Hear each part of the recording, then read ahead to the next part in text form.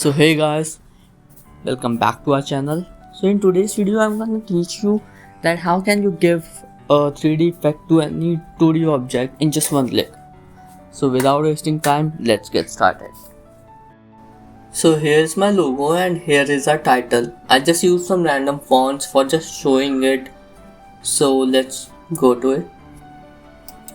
We'll have to click on right hand side of the layer to open the blending options on the top, and we'll have to go to bevel and emboss, and look at this. It's already giving a 3D look, right? You'll just have to fix some settings according to you and it will be completely up to you, like what you want. Just change depth according to you. For me this looks fine. Let's change the size of this. This looks fine for me. Okay, from this shading portion you get this angle option, right? This option gives you the control of this light, where this light is coming from. Right now it's here on the left, so it's showing the highlights from the left and the shadows on the right. If I move it upwards, look, it's showing now that the light is coming from up and the shadows are on down. Okay, so let's move it to the left.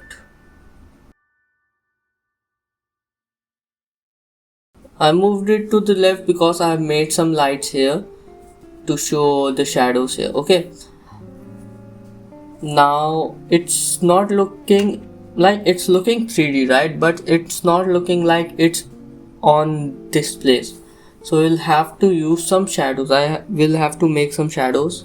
So for that too, you don't have to draw that, you'll have to just go to here, drop shadow. We'll have to adjust the shadows according to you here too.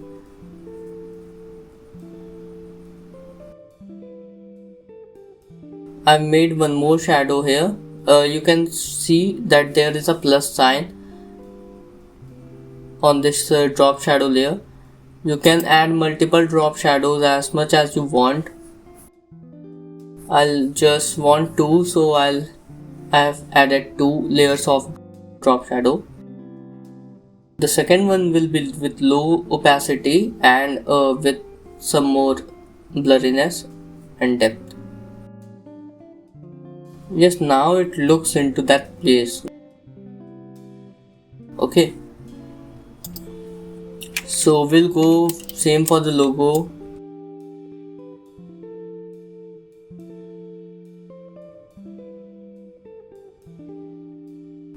Okay, so now look at it. This looks good for me. Okay, the highlights were too bright, so I reduced it a bit. I'll make shadows opacity a more dark, bit more. Okay, so now this looks good for me. Now again the drop shadow part. Okay, so for me this looks good. And now just look at it.